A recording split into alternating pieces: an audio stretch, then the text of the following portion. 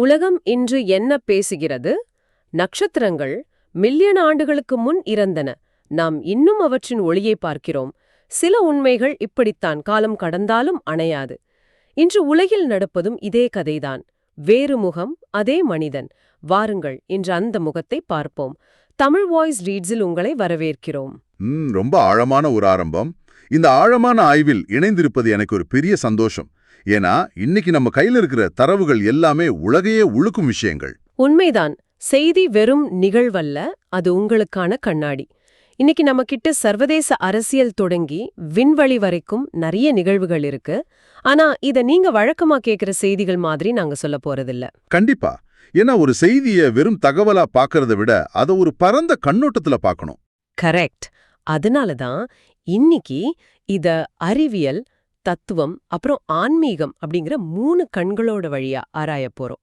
அறிவியலின் கண் ஒரு நிகழ்வோட காரணத்தை தேடும், தத்துவத்தின் கண் அதோட அர்த்தத்தை தேடும். அப்புறம் ஆன்மீகத்தின் கண் அதுக்குள்ள மறைஞ்சிருக்கிற உண்மையான மனித இயல்பை தேடும்.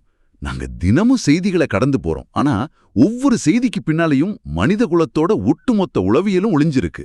ஆமா, அதை தோண்டி எடுப்பதுதான் இந்த மிஷன். சரி, மனிதனோட மிக அடிப்படையான உணர்ச்சியான அதிகாரம் அப்புறம் பயம், இதிலிருந்தே இந்த ஆய்வை தொடங்குவோம். இன்னைக்கு சர்வதேச அரசியல்ல ஒரு மிகப்பெரிய திருப்பம். ஆமா, அமெரிக்க அதிபர் டொனால்டு ட்ரம்ப் வெளியிட்ட அந்த அறிவிப்பு தானே? எக்ஸாக்ட்லி. 2026 பிப்ரவரியில தொடங்கின ஈரான் மீதான போர் சூழல் இப்போ உச்சத்துல இருக்கு. இந்த நிலைமையில ஈரானோட அதிபர் மசூத் பெஷெஷ்கியன் தங்கிட்ட போர் நிறுத்தம் கேட்டதா ட்ரம்ப் சொல்லியிருக்காரு. அது மட்டும் இல்லாம நேட்டோ அமைப்பிலிருந்து அமெரிக்கா வெளியேறலாம் அப்படின்னு ஒரு மிரட்டல் வேற. ஐரோப்பிய நாடுகளை கோழைத்தனம் அப்படின்னு கடுமையா விமர்சிச்சிருக்கிறாரு. இதோட விலைன்னு சர்வதேச மார்க்கெட்ல உடனே தெரிஞ்சது இல்லையா? ஃப்ரண்ட் கச்சா எண்ணெய் விலை சடசடன்னு ஏறி இப்ப $100.8 நிக்குது. இயற்கை எரிவாயு விலை $2.84 இருக்கு. ஆமா, ஒரு பக்கம் அதிகார போர் இப்படி கொழுந்து விட்டு எரியுது. ஆனா மறுபக்கம் பாத்தீங்கன்னா வத்திக்கான்ல திருத்தந்தை 14ஆம் லியோ இன்னைக்கு ஒற்றன் புதன், அதாவது ஸ்பை வெனஸ்டே உரையில மத்திய கிழக்கு மக்களுக்காக பிரார்த்தனை செய்யறாரு. தனிமையில வாடும் குருக்களுக்காக பிரார்த்திக்க சொல்றாரு. அதே நேரம் அமெரிக்காவோட சர்வதேச மத சுதந்திர ஆணையம் இந்தியாவுல மத சுதந்திரம் பத்தி ஒரு ரிப்போர்ட் வெளியிட்டு இருக்காங்க. இதையெல்லாம் ஒன்னா வச்சு பார்க்கும்போது எனக்கு ஒண்ணு தோணுது. ஒரு புறம் நாடுகள் அதிகாரத்துக்காக மிரட்டுது, மறுபுறம் மத தலைவர்கள் அமைதிக்காக பிரார்த்திக்கிறாங்க. இது மனித மனசுக்குள்ள நடக்கிற முடிவில்லாத ஒரு கயிறு இழுக்கும் போட்டி மாதிரி, அதாவது ஒரு டக் ஆஃப் வார் மாதிரி தெரியலையா? ரொம்ப சரியான ஒப்பீடு. இது நம்ம அறிவியல் பூர்வமா, குறிப்பா பொருளாதார அறிவியலின் படி பார்த்தோம்னா லாஜிக் ரொம்ப தெளிவா புரியும். சர்வதேச பொருளாதாரம் அப்படிங்கிறது ஒரு வாட்டர் பெட் மாதிரி. வாட்டர் பெட், அதாவது ஒரு பக்கம் அழுத்துனா இன்னொரு பக்கம் உப்பும், அந்த மாதிரியா? ஆமா, அதேதான். மத்திய கிழக்குல லேசா ஒரு பதட்டம் வந்தா கூட அதோட அதிர்வு உலகத்தோட மூளை முடுக்குல எதிரொலிக்கும். ஏன்னா ஹார்மோஸ் ஜலசந்தி வழியா தான் உலகளாவிய எண்ணெய் வர்த்தகத்துல 20%, திரவ இயற்கை எரிவாயில 21% போகுது. ஓ, அப்போ ஒரு சின்ன புவியியல் பகுதியில நடக்கிற மோதல் ஒட்டுமொத்த உலகத்தோட சப்ளை செயினே முடக்கிடுது. ட்ரம்ப் ஒரு அறிவிப்பு வெளியிடுறாரு, ஈரான்ல பதற்றம் வருது, ஆனா அதோட விளைவா நம்ம ஊர்ல பெட்ரோல் செலவு ஏறுது. எக்ஸாக்டா, இதுதான் அறிவியலோட சங்கிலி தொடர். ஆனா இத தத்துவ ரீதியா பாத்தீங்கன்னா இது அதிகார மையங்களோட மாற்றத்தை குறிக்குது. இப்போ சவுதி அரேபியா சீனாவை நோக்கி நகர்றதும் ட்ரம்போட அந்த முரட்டுத்தனமான அணுகுமுறையும் எதை காட்டுது? தற்காப்பு. கரெக்ட். மனித சமூகம் எப்போதுமே தனக்கான பாதுகாப்பை, அதாவது தன் சுயநலத்தை உறுதி செஞ்சுக்க துடிக்குது அப்படிங்கிறது தான் காட்டுது. நாடுகள் தங்களுக்குள்ள வச்சுக்கிற நட்பு கூட ஒரு தற்காலிகமான ஏற்பாடுதான். சரி, அப்போ போப்லியோவோட அந்த பிரார்த்தனைக்கும் இந்த அதிகார போட்டிக்கும் என்ன சம்பந்தம்? இந்த அமைதிக்கான தேடலுக்கு பின்னால என்ன ஆன்மீக பார்வை இருக்கு? ஆன்மீக ரீதியா பாத்தீங்கன்னா இது மனிதனோட அகங்காரத்துக்கும் அவனுக்குள்ள இருக்கிற வலிக்கும் நடக்கிற போர். அரசியல் தலைவர்களோட ஈகோ உலக ஆட்டி படைக்கும் போது தனிமையை பத்தியும் அமைதியை பத்தியும் பேசுறது ஆன்மாவோட குரலை ஒலிக்கும். வெளியில எவ்வளவு பெரிய சண்டைகள் நடந்தாலும் மனசுக்குள்ள அந்த அமைதிக்கான தேடல் இருந்துட்டே தான் இருக்கு. இது ஒரு செய்தி மட்டும் அல்ல, இது உங்களுக்கும் எனக்கும் உள்ள மனித மனத்தின் பிரதிபலிப்பு. கண்டிப்பா. சரி, உலக வரைபடத்திலிருந்து கொஞ்சம் உள்ள உலகின் மிக பெரிய ஜனநாயக நாடு தன்னைத்தானே எப்படி அளவிடுக்குது அப்படின்னு பாப்போம். இப்போ டேட்டா தான் மிகப்பெரிய ஆயுதம். ஆமா, இந்தியாவுல இன்னைக்கு முதல் பல அதிரடியான மாற்றங்கள். முக்கியமா இந்தியாவோட முதல் டிஜிட்டல் மக்கள் தொகை கணக்கெடுப்பு 2027க்கான முதற்கட்டம் இன்னைக்கு ஏப்ரல் 1 தொடங்குது. மக்கள் எந்த ஆவணமும் இல்லாம தாங்களே சுய விவரப்பதிவு செஞ்சுக்கலாம் இல்லையா? ஆமா. அது மட்டும் இல்லாம 2ஆம் கட்டத்துல சாதி தொடர்பான விவரங்களும் சேர்க்கப்படும் அப்படின்னு சொல்லியிருக்காங்க. பொருளாதாரத்திலே நிறைய மாற்றங்கள். புதிய வருமான வரிச் சட்டம் 2025 இன்னைக்கு அமலுக்கு வருது. வெளிநாட்டு பயணங்களுக்கான TCS, அதான் அந்த மூலவரி, அது 2% குறைக்கப்பட்டிருக்கு. அது ஒரு நல்ல செய்திதான். அப்புறம் சிறு குறு தொழில்களுக்காக காமர்ஸ் ஏற்றுமதி வரம்பும் நீக்கப்பட்டிருக்கு. ஆனா அரசியல் களத்துல பாத்தீங்கன்னா பிரதமர் மோடி அஸ்ஸாம்ல ஊடுருவல்காரர்கள் பத்தியும் பொது சிவில் சட்டம் அதாவது UCC பத்தியும் பேசியிருக்காரு. ஆந்திராவுல அமராவதிய தலைநகரா அறிவிக்கிற மசோதா வருது. இங்கதான் விஷயம் ரொம்ப சுவாரஸ்யமாகுது. எப்படி சொல்றீங்க? அதாவது நாம தொழில்நுட்பத்துல இவ்ளோ முன்னேறிட்டோம், ஒவ்வொருவரையும் டிஜிட்டல் முறையில பதிவு செய்யறோம். ஆனா இன்னமும் நம்ம வெறும் எண்களாகவும் சாதிகளாகவும் சுருக்குவது எந்த வகையான வளர்ச்சி? இது ஒரு முரண்பாடா தெரியலையா? ரொம்ப நியாயமான கேள்வி. இத முதல்ல அறிவியல் கண்ணோட்டத்துல பாப்போம். இந்த TCS குறைக்கிறது, காமர்ஸ் தளர்வு கொண்டு வர்றது, இதெல்லாம் வெறும் வரி சார்ந்த விஷயம் கிடையாது. இது ஒரு உராய்வு இல்லாத உலகளாவிய வர்த்தகத்தை உருவாக்குற ப்ராசஸ். ஓ, அதாவது லோக்கல் பிசினஸ் குளோபலா போறதுக்கான வழியா? ஆமா. ஒரு சின்ன உற்பத்தியாளர் எந்த தடையும் இல்லாம தன் பொருளை அமெரிக்காவுக்கோ ஐரோப்பாவுக்கோ விற்க முடியும். ஆனா இந்த மாதிரி பொருளாதார கட்டமைப்பு உருவாக்க அரசாங்கத்துக்கு துல்லியமான டேட்டா வேணும். ஓகே, டேட்டா தேவைப்படுதுன்னு புரிஞ்சுக்க முடியுது. ஆனா அந்த மக்கள் தொகை கணக்கெடுப்புல ஏன் சாதி அப்படிங்கிற அடையாளம் வருது? தத்துவத்வார்த்தமா இதை எப்படி புரிஞ்சுக்கிறது? இங்கதான் மனிதனோட அடையாளம் சார்ந்த போராட்டம் வருது. நீங்க கவனிச்சு பாருங்க. ஒரு புறம் நாடு முழுவதும் ஒரே சட்டம், அதான் அந்த பொது சிவில் சட்டம் வேணும்னு பேசுறோம். நாம எல்லாரும் சமம்னு சொல்ல முற்படுறோம். ஆனா மறுபுறம் கணக்கெடுப்புல சாதி வேணும்னு கேக்குறோம். கரெக்ட். மனித சமூகம் தன்னை எதன் அடிப்படையில் அடையாளப்படுத்த விரும்புது அப்படிங்கிற தத்துவ கேள்வி இது. எல்லைகளை அழிக்க நினைக்கிற நாமே நமக்குள் புதிய கோடுகளையும் வரைய விரும்புறோம். கேட்கவே ரொம்ப ஆழமா இருக்கு. அப்போ இந்த அடையாள தேடலுக்கு பின்னால மனித மனத்தோட எந்த ஆன்மீக தேவை ஒழிஞ்சிருக்கு? இது அங்கீகாரம் தேடும் மனம். இவ்வளவு பெரிய தேசத்துல 140 கோடி பேர்ல நான் வெறும் தூசு கிடையாது, அரசாங்கத்தோட பதிவேட்ல எனக்கென்ற ஒரு இடம் இருக்கு அப்படின்னு பதிவு செய்ய துடிக்கிற அடிப்படை தேவை இது. தன்னை ஒரு வரியாச்சும் அரசாங்கம் கவனிக்கணும்னு நினைக்கிற அந்த எதிர்பார்ப்பு, இது ஒரு செய்தி மட்டும் அல்ல, இது உங்களுக்கும் எனக்கும் உள்ள மனித மனத்தின் பிரதிபலிப்பு. ரொம்ப சரி. தேசத்தின் கொள்கைகளை பார்த்த நாம அடுத்து மக்களின் அன்றாட வாழ்க்கையோட நேரடியாக கலந்திருக்கும் உள்ளூர் அரசியலையும் பொருளாதாரத்தையும் பார்க்க போறோம். தமிழக சட்டமன்ற தேர்தல் களம் ரொம்ப சூடு பிடிச்சிருக்கு. ஆமா, தேர்தல் களம்னாலே வாக்குறுதிகளுக்கு பஞ்சம் இருக்காது. முதல்வர் ஸ்டாலின் நிறைய அறிவிப்புகளை வெளியிட்டிருக்காரு. பெண்களுக்கு மாசம் 2000 ரூபாய், வீட்டு உபயோகப் பொருட்களுக்கு 8000 ரூபாய் கூப்பன், இப்படி நிறைய திட்டங்கள். அது ஒரு பக்கம் இருக்கு. நடிகர் விஜய் இன்னைக்கு தனது வேட்புமனுவை தாக்கல் செஞ்சிருக்காரு. அவரோட அறிக்கையில போதைப்பொருள் இல்லாத தமிழ்நாடு, 1 கோடி வேலைவாய்ப்புகள்னு பெரிய வாக்குறுதிகள் இருக்கு. அதே நேரம் அதிமுகவோட முன்னாள் அமைச்சர் தங்கமணி தற்போதைய அரச கடுமையா விமர்சிச்சிருக்காரு. இதெல்லாம் சகஜம்தான். ஆனா நீங்க கவனிச்சீங்களா, இதுக்கு நடுவுல ஒரு பெரிய பொருளாதார அதிர்ச்சி காத்திருக்கு. ஆமா, அந்த தங்கத்தோட விலை. சென்னையில தங்கத்தின் விலை ஒரே வருஷத்துல 65% உயர்ந்து ஒரு சாவரன் 1,12,400 ரூபாய் ஆயிடுச்சு. ஒரு அவுன்ஸ் தங்கம் $4,700 தாண்டிடுச்சு. நம்பவே முடியலல்ல? ஆமா, வாக்குறுதிகள் தங்கம் போல மின்னுகின்றன. ஆனா உண்மையான தங்கத்தின் விலையும் அதைவிட வேகமா உயர்கிறது. எதிர்பார்ப்புகளுக்கும் யதார்த்தத்திற்கும் இடையிலான இந்த ஓட்டப்பந்தயத்தை நீங்க எப்படி பாக்குறீங்க? இதை நாம அறிவியல் மற்றும் பொருளாதார கோணத்துல பார்க்கணும். நாம செய்தியில பேசணும் இல்லையா, அமெரிக்கா, ஈரான், உலகளாவிய போர் பதற்றங்கள்னு.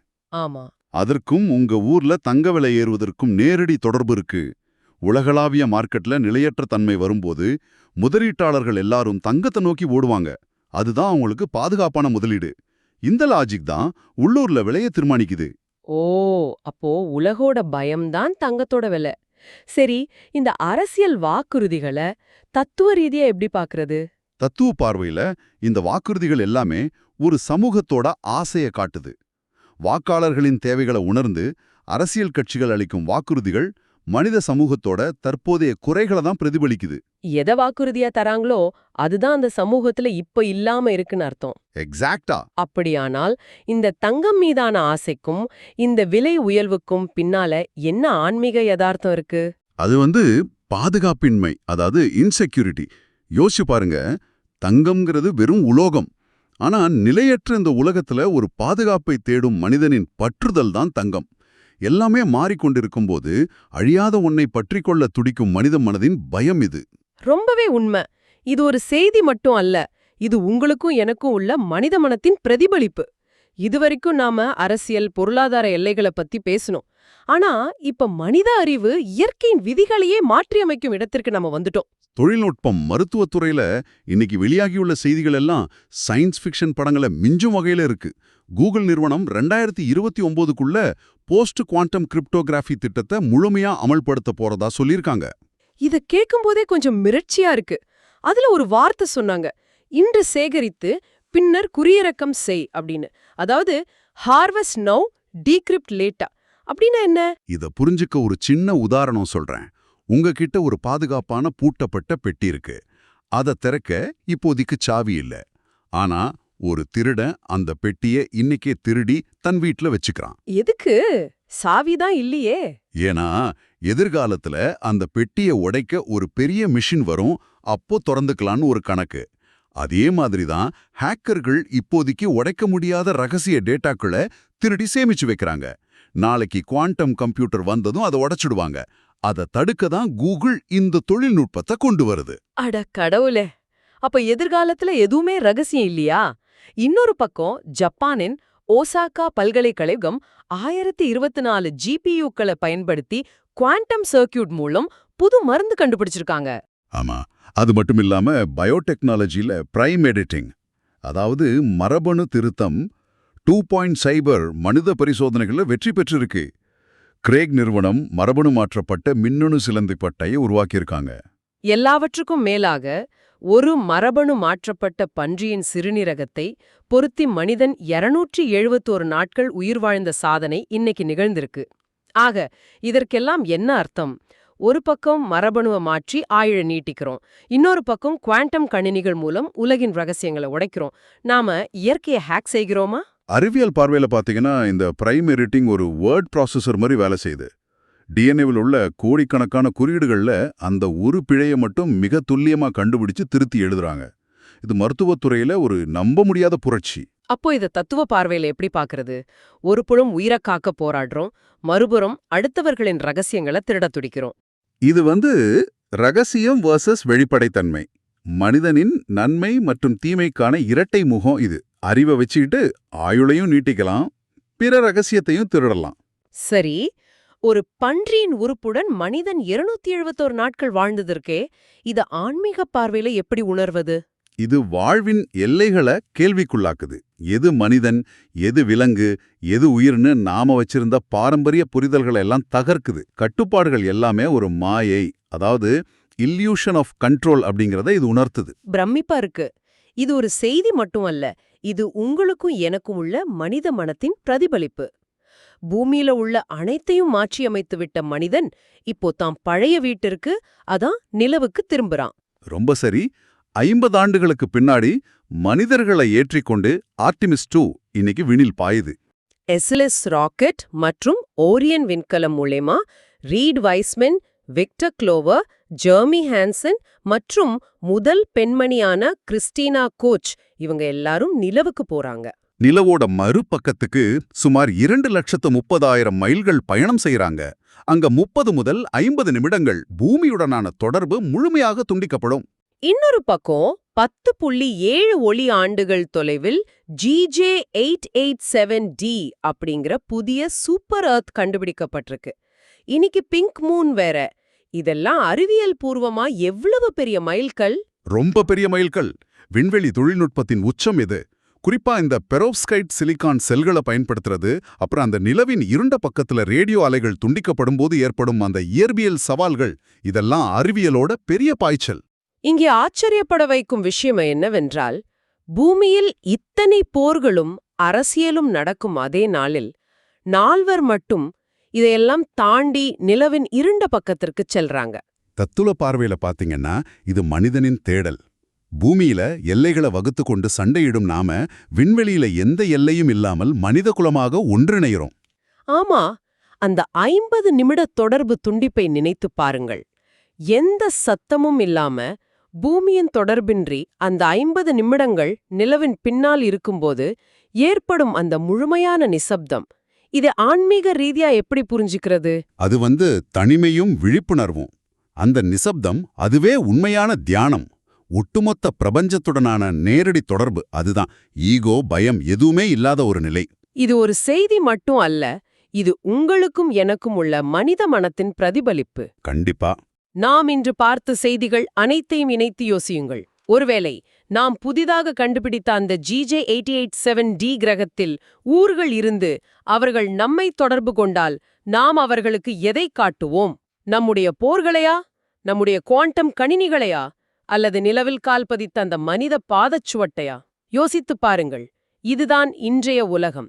நாம் செய்திகளை கேட்கிறோம், ஆனால் அவை நம்மை பற்றியே பேசுகின்றன. தினமும் இரவு 8 மணிக்கு தமிழ் வாய்ஸ் ரீட்ஸில் சந்திப்போம். உலகை புரிந்து கொள்வோம் உள்ளிருந்து. நன்றி. இவ்ளோ நேரம் கேட்டதற்கு மனப்பூர்வமான நன்றி. இந்த சேனல் மானிட்டைசேஷன் இல்லாமல் இயங்குகிறது. இந்த முயற்சி உங்களுக்கு பயனுள்ளதாக இருந்தால் டிஸ்கிரிப்ஷனில் உள்ள UPI ID மூலம் உங்களால் முடிந்த அளவு ஆதரவு கொடுக்கலாம். சிறிய ஆதரவும் இந்த பயணத்தை தொடர வைக்கும். சப்ஸ்கிரைப் பண்ணுங்கள், உங்கள் நண்பர்களுக்கும் பகிருங்கள். லைக் பண்ணி கமெண்டில் உங்கள் எண்ணங்களை சொல்லுங்கள். நன்றி. மீண்டும் சந்திப்போம். நன்றி.